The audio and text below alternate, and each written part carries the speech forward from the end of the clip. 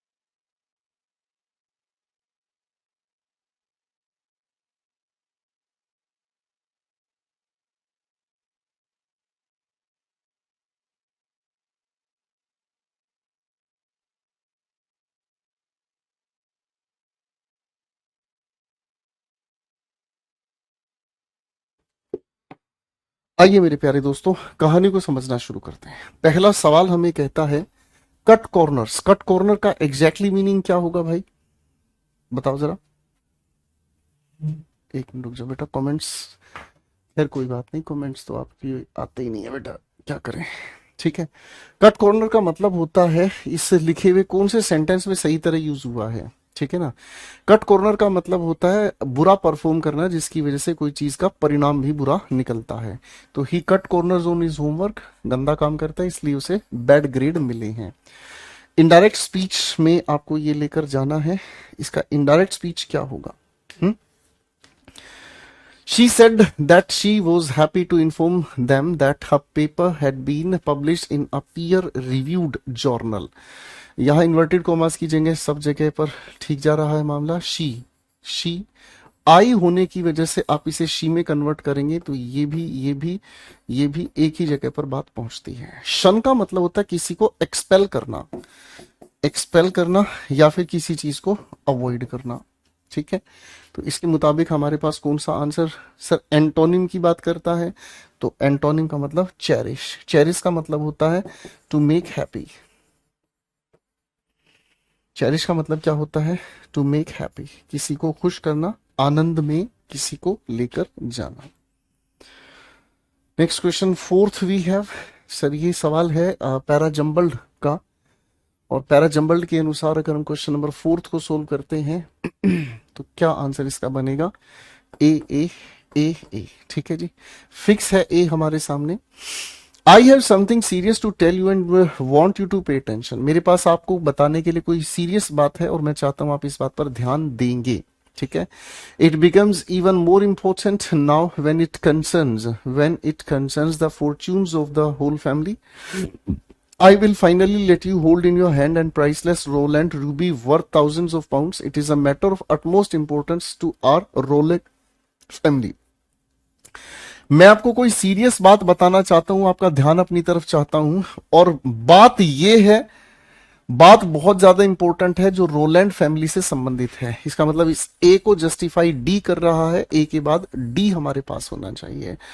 अब इस Rowland family के बारे में बी ऑप्शन ने हमें बताया है पूरे परिवार का भाग्य बदल देगा अगर आप इस बात पर ध्यान देते हैं। और मैं आपको एक रूबी दूंगा जो आपके लिए थाउजेंड्स ऑफ पाउंड्स के लिए आप उसे बेच सकते हैं। A big clumsy often slow witted person, एक ऐसा इंसान जो मंद बुद्धि है, एक ऐसा इंसान जिससे मंद बुद्धि की संज्ञा दी जाती है, दैट पर्सन इज कॉल्ड ओफ। मंद बुद्धि, क्लमजी, भद्दा, स्लो विटेड पर्सन यानी कि जो इंसान बहुत ही धीरे धीरे सोचता है। स्लाउच हम कहते हैं इनकम्पिटेंट पर्सन को, स्लाउच हम कहते हैं इनकॉम्पिटेंट पर्सन को, यानी कि अयोग्य इंसान को। ठीक है, जो योग्य नहीं हो किसी के भी। जो योग्य नहीं हो किसी के लिए भी, ठीक है। चंप मूर्ख इंसान को कहा जाता है, ठीक है। चंक मूर्ख इंसान को कहा जाता है जो मूर्ख इंसान होता है, ठीक है। एप को तो हम कहते हैं कॉपी कैट, जो किसी की नकल उतारता है, इमिटेटर, ठीक है। चंप कहते हैं हम किसको, स्टूपिड को। अब आप बहुत सारे ऐसे लोगों को देखते हैं जो किसी और की नकल करके अपने जीवन को जीता रखते हैं, that person is called app, ठीक है। गलत स्पेलिंग को आपको बताना है कौन सी गलत है। ग्रोटस्क का मतलब होता है अगली, पिक्चरस का मतलब होता है विविड, चित्रित, ठीक है। बर्लस्क का मतलब होता है कॉमेडी। पिक्टोरियल स्पेलिंग ठीक करेंगे, पिक्टोरियल का मतलब होता है चित्रित। As I was living for Delhi, Delhi के लिए जब मैं निकल रहा था, he asked me whether I could buy a tape recorder for him. तो उसने मुझसे पूछा, एक बार फिर से पढ़ता हूँ। As I was living for Delhi he asked me whether I could buy a, कि क्या मैं उसके लिए खरीद सकता हूं एक टेप रिकॉर्डर, ठीक है ना। तो सर एज की जगह हमें यहां लिखना पड़ेगा when I was leaving for Delhi, ठीक है ना, जब मैं दिल्ली के लिए निकल रहा था। आप यहां पर टाइम क्लॉज बनाकर कोशिश करेंगे इस बात को कहना। समय की जानकारी आप सामने वाले को दोगे, आप समय बताने की कोशिश करोगे भाई।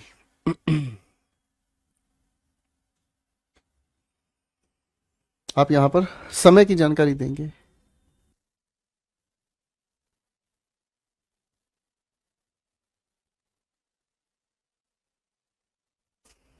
क्वेश्चन नंबर 8 पर आ जाओ बेटा। क्वेश्चन नंबर 8 हमें क्या कहता है, ऑब्सोलिसेंस। ऑब्सोलिसेंस का मतलब क्या होता है, जो बीत गया, जो प्राचीन है, जो अब नहीं है देखने लायक। ऑब्सोलिसेंस 8th के लिए आप आंसर क्या देंगे बेटा, मोडर्निटी, ठीक है ना। मोडर्निटी, इसके लिए एंटोनिम बनाना है, तो मोडर्निटी जो वर्तमान में है, ठीक है। Objectivity, annoyance, impartiality. इम्पार्शियलिटी का मतलब जो भेदभाव से परे है। एनोयसेंस का मतलब होता है डिस्टर्बेंस। ऑब्जेक्टिविटी का मतलब होता है सामाजिक दृष्टिकोण। No sooner did she start running then she tripped and fell. No sooner inversion, did के बाद सब्जेक्ट, सब्जेक्ट के बाद फर्स्ट फॉर्म ऑफ वर्ब हो गया। नो सूनर कंपैरेटिव डिग्री की वजह से देन, THAN बिल्कुल सही है। आगे पास्ट के साथ पास्ट की कोऑर्डिनेशन है, ये भी सेकंड फॉर्म है, ये भी सेकंड फॉर्म है, कोई इंप्रूवमेंट की जरूरत नहीं है। क्वेश्चन 11 सॉरी 10 पर आते हैं। टर्मागेंट, टर्मागेंट ये रिसेंट एग्जामिनेशन से लिया हुआ सवाल है, ठीक है, फाइन। तो टर्मागेंट अपने आप में एक ऐसी औरत को कहा जाता है जो झगड़ालू होती है, झगड़ती है। टर्मागेंट हम उस औरत को कहते हैं जो क्या होती है, कंसिस्टेंटली झगड़ती है, ठीक है ना। इसे हम अगर कहना चाहें शॉर्ट में तो नेगिंग वुमेन। तो नेगिंग वुमेन कौन है, टर्मागेंट, ठीक है ना। आप देखते हैं, मतलब कहीं ना कहीं आपको ऐसा यूट्यूब पे कोई ना कोई ऐसा चेहरा देखने को मिल जाता है जिसकी भाषा अभद्र है, जिसकी भाषा में खूब गाली गलौच है, जिसकी भाषा में बाकी सभी टीचर्स बेहद घटिया हैं, जिसके बोलने से, जिसके व्यवहार से आपको महसूस होता है कि बाकी जितने भी टीचर्स हैं वो सब के सब पता नहीं क्या है, लेकिन वो एक अकेली ऐसी है जो सबसे अच्छी है। तो ऐसे इंसान को हम कह सकते हैं क्या, टर्माकेंट। भाषा से पता चल जाता है। This brochure gives instructions on how to use the gadget, ठीक है। गिव्स प्रेजेंट इंडेफिनिट है। इज एम आर के साथ हमें थर्ड फॉर्म पैसिव बनाकर देगा, डी फॉर टेली। Next question we have, A B C D के अनुसार हमें इसकी ऑर्डरिंग करनी है। बी बी बी, सभी ऑप्शंस में बी की शुरुआत है, बी की शुरुआत है। ठीक है, हाँ। तो इसमें आपको क्या करना है भाई, कोकोनट से क्वेश्चन की शुरुआत हमारे सामने। The coconut is a fruit of coconut palm, a tree of palm family, ठीक है। अब देखो हमें बी की शुरुआत दे रखी है। Apart from flesh liquid, the nut is used to as a drink and also added to beverages. While coconut flesh is high in fat and can be dried or eaten fresh, other parts of it are equally useful. Coconuts probably originated. तो coconut के बारे में introduction, coconut का use बताना यहां शुरू किया गया है. बी के बाद डी की शुरुआत हमें चाहिए. ठीक है. हाँ हाँ, मैं राखी सावंत की ही बारे में बात कर रहा था. आप राखी सावंत को आप देखेंगे, she is very violent, overbearing, turbulent, brawling, quarrelsome, हर किसी से झगड़ा करते रहना. बिग बॉस में भी आपने देखा था, there was a lady, Bigg Boss के किसी सीजन में there was a lady called Dolly, हर किसी से झगड़ना. तो यूट्यूब भरा पड़ा है ऐसी औरतों से जो हर किसी से झगड़ना, अपने आप को सुपीरियर दिखाना, दूसरों को इंफीरियर दिखाना. ठीक है. किसी के साथ भी गाली गलौज कर लेना, किसी के लिए भी गाली निकाल देना, किसी को भी बुरा कह देना. so many women are there. Rural and urban water problems would assume crisis proportions long ago, but for the advent of देखो, but और for अगर हम इकट्ठा यूज करते हैं तो ये अपने आप में एक कंपाउंड प्रेपोजिशन बनती है, and that is called without. इसको डबल प्रेपोजिशन के नाम से भी हम जानते हैं. ठीक है. तो ये हो गया हमारे सामने क्या चीज, rural and urban water problems would assume crisis. ठीक है. तो क्या यहां वुड सही है अपने आप में, बताओ बच्चों.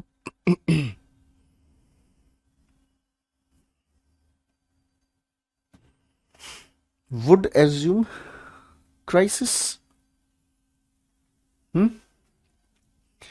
क्राइसिस का मतलब होता है संकट, जबकि ये संकट है. क्राइसिस की जगह हम कहेंगे क्या चीज, क्रिटिकल. क्रिटिकल का मतलब जिसकी हालत खस्ता है, जिसकी हालत खस्ता है, जिसकी हालत काबू में नहीं है. ठीक है. तो ये हो गया हमारे सामने क्या चीज, rural and urban water problems would assume critical portions. ठीक है. वैसे भी प्रोपोर्शंस अपने आप में नाउन है. नाउन से पहले हमें क्या चाहिए बेटा, नाउन से ठीक पहले हमें एडजेक्टिव चाहिए. तो एडजेक्टिव के लिए हम क्या करेंगे, क्राइसिस नहीं, क्रिटिकल का हम यहां पर प्रयोग करेंगे. ठीक है. और यहां बट फोर का मतलब हो गया विदाउट द एडवेंट. एडवेंट का मतलब आने से पहले, बिना आए क्या चीज, new transformational technology of tube wells around 1960s. Correct spelling आपको देखनी है, कौन सी करेक्ट स्पेलिंग है. ये स्पेलिंग गलत है, करेक्ट आप कमेंट्स में लिखकर दिखाएंगे. इनएक्सेसिबल के बारे में बाद में बात करेंगे. इनफॉलिबल, इनएफेबल, ये भी स्पेलिंग अपने आप में गलत है, इसको करेक्ट करके दिखाएंगे. ठीक है. तो इनएक्सेसिबल, बताओ भाई, बताओ करेक्ट स्पेलिंग कौन सी है. यहां पर इस स्पेलिंग में क्या गड़बड़ है, बताओ भाई. इनफॉलिबल अपने आप में करेक्ट है.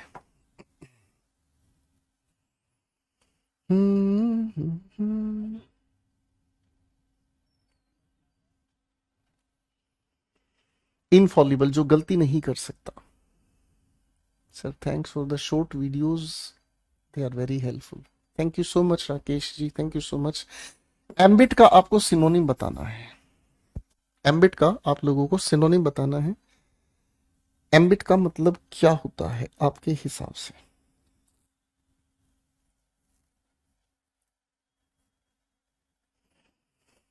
एम्बिट, मैं इस एम्बिट का अर्थ समझने के लिए अगर मैं आपसे पूछूं हमारे भारतवर्ष में पार्लियामेंट का क्या रोल है, संसद का क्या रोल है, बताओ. हमारे भारतवर्ष में संसद का क्या रोल है. आप कहोगे गुरुजी पार्लियामेंट एक ऐसी खूबसूरत सी जगह है जिसके जरिए हम भारत के अंदर सारे के सारे लॉ को, सारे के सारी व्यवस्थाओं को, ठीक है ना जी, सुधारते हैं, मेंटेन करते हैं, और भारतवर्ष के जितने भी फ्यूचर के प्लान्स हैं यहीं से पारित होते हैं. तो यही क्या हो गया अपने आप में एम्बिट. एम्बिट का मतलब क्या हो गया, ऑर्बिट. ऑर्बिट हम कहते हैं फिक्स्ड पाथ को.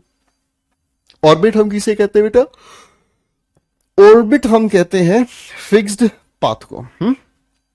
बेटा परनीशियस का मतलब क्या होता है, एंटागोनिज्म का. एंटागोनिज्म का मतलब होता है हेटफुलनेस.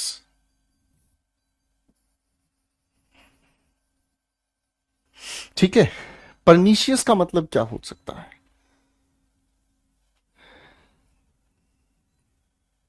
परनीशियस का मतलब क्या होता है? जिसका मतलब होता है हार्मफुल इफेक्ट्स। ठीक है।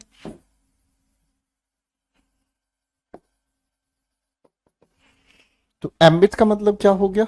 सिनोनिम की अगर हम बात करते हैं तो सोवरेनिटी, संप्रभुत्व। प्रस्तावना आपने पढ़ी है ना राकेश? पॉसिबल नहीं है बेटा, वो चीज पॉसिबल नहीं है। ग्रामर केवल तभी समझ में आती है जब रिलेटिवली चीजें जुड़ी हुई हो। एडजेक्टिव तब समझ में आएगा जब आपको नाउन और प्रोनाउन के बेसिक्स क्लियर होंगे। एडवर्ब तब समझ में आएगा जब नाउन, प्रोनाउन, एडवर्ब और वर्ब बेसिक आपका अच्छे से तैयार होगा। तो वोकेबलरी के अलावा या कॉम्प्रिहेंशन के अलावा डेली शॉर्ट्स ग्रामर पर काम नहीं कर सकते। ठीक है। ग्रामर रिलेटिवली पढ़ने वाली चीज है। आप जब प्रस्तावना पढ़ते हैं, प्रियम्बल पढ़ते हैं भाई, हम्म, प्रियम्बल में ये वर्ड आपको देखने को मिलता है, sovereign. India is a sovereign country, संप्रभुत्व, यानी कि भारत की जितनी भी प्रभुत्व है वो भारत के हाथ में है। अप्रोप्रिएट मीनिंग आपको बताना है।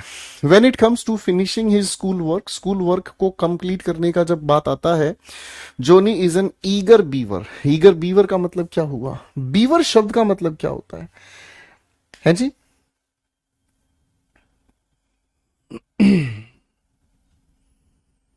बीवर अपने आप में एक छोटा सा जीव होता है। ठीक है ना।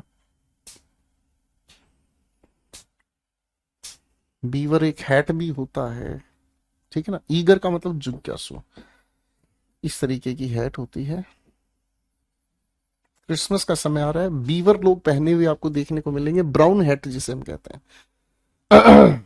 Eager beaver, always confident and sure of two of one self. Meaning बताओ इसमें क्या है?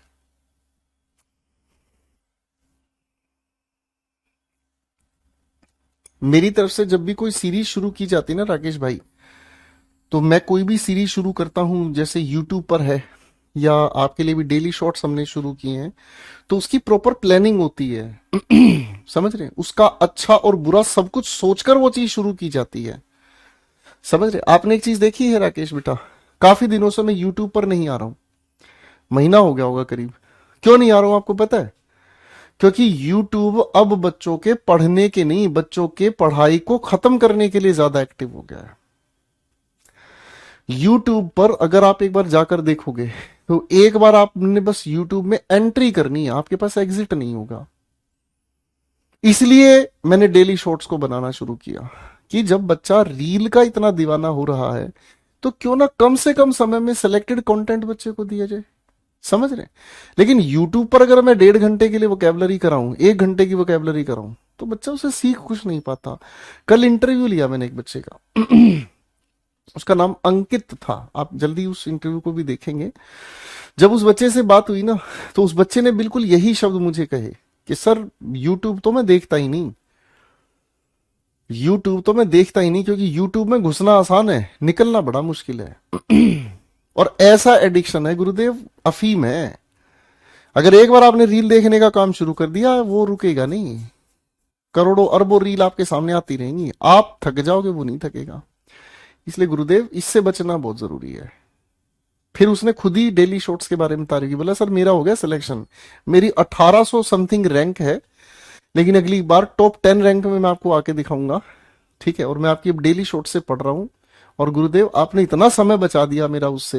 वो पता नहीं किसी करंट अफेयर के लिए किसी चैनल पर वो जा रहा है, जिसमें वो 10 मिनट या 15 मिनट ही पढ़ाई होती है। तो उसने कहा कि गुरुजी आपने इस डेली शॉर्ट्स की वजह से मेरा इतना टाइम बचा दिया, मतलब जो टाइम अभी वो एमटीएस में, एमटीएस से जब कहीं जॉब भी कर रहा है इधर आरके पुरम साइड, बोला सर मेरा इतना आपने टाइम बचा दिया, मैं इतना टाइम वेस्ट करता था इन चीजों में, मेरा सारा टाइम ही तो बच गया। और जितना मैं टाइम बचाता हूँ अपने ऑफिस में या अपने घरेलू काम से, उतना ही ज्यादा मैं अपनी पढ़ाई कर पाता हूँ। तो वो बच्चा मुझे हालांकि वायदा करके गया है कि टॉप 10 रैंक में मैं अगली बार आपके साथ फिर से चाय पीऊंगा। तो मेरे बच्चे, मैं किसी भी प्लानिंग को एग्जीक्यूट करता हूँ बहुत सोच समझ के करता हूँ। इस समय यूट्यूब बड़ा खतरनाक हो गया है, यूट्यूब बच्चों को नुकसान पहुंचा रहा है बहुत गंदे लेवल पे, और बच्चे अभी समझ नहीं रहे हैं। बच्चे यूट्यूब पे फ्री के चक्कर में अपने आप को पूरी तरह से फ्री कर बैठे हैं। एज द बोनसाई, बोनसाई एक पौधे का नाम है भाई, it is trimmed from that bonsai. एक बहुत ही बड़े पेड़ को आपने देखा होगा। अब ऐसा ही पेड़ आप लोग किसी इंसान के घर अगर जाओगे तो उस गमले में बोनसाई आपको लगा हुआ मिलता है, मतलब बड़े पेड़ का एक छोटा मिनिएचर, छोटा रूप। As the bonsai plant it is trimmed from time to time to stop it from growing too big, ताकि ये और बड़ा ना हो, हम इसको धीरे धीरे हर बार काटते रहते हैं। As the bonsai grows, present की बात प्रेजेंट के साथ। अ बोट और ship for conveying passengers and goods especially over a relatively short distance and as a regular service.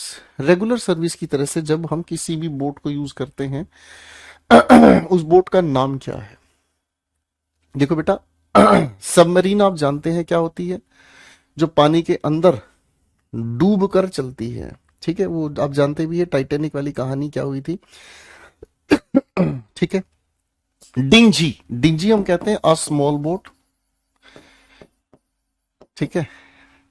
कैवक जैसी एक बोट होती है, स्मॉल बोट होती है, ठीक है, और जिसको रेफ्ट टाइप की होती है, चप्पू से चलाया जाता है।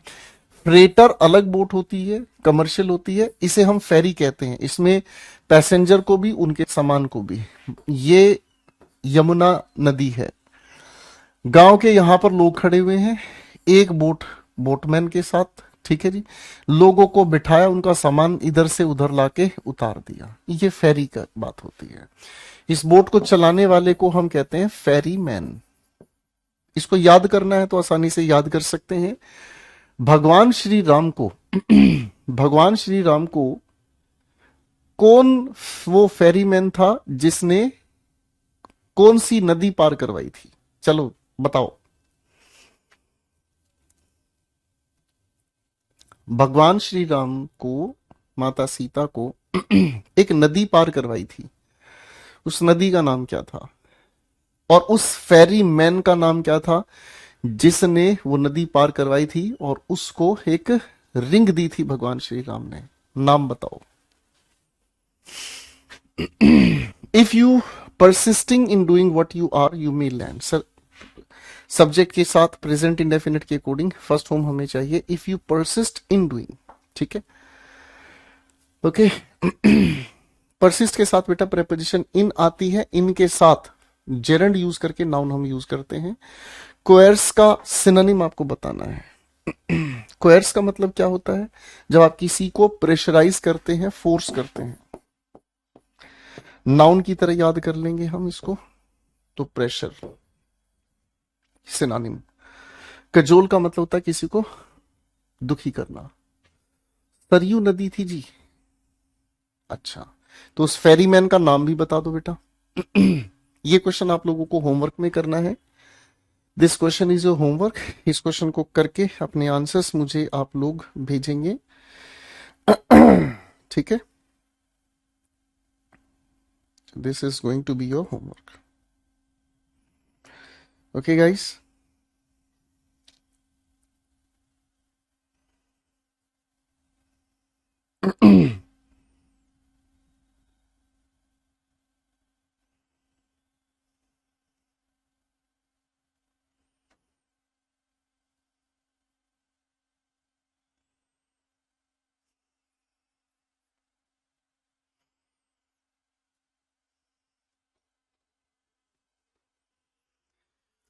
ठीक है बच्चों, निषाद नाम था, बिल्कुल ठीक जवाब ये बेटा।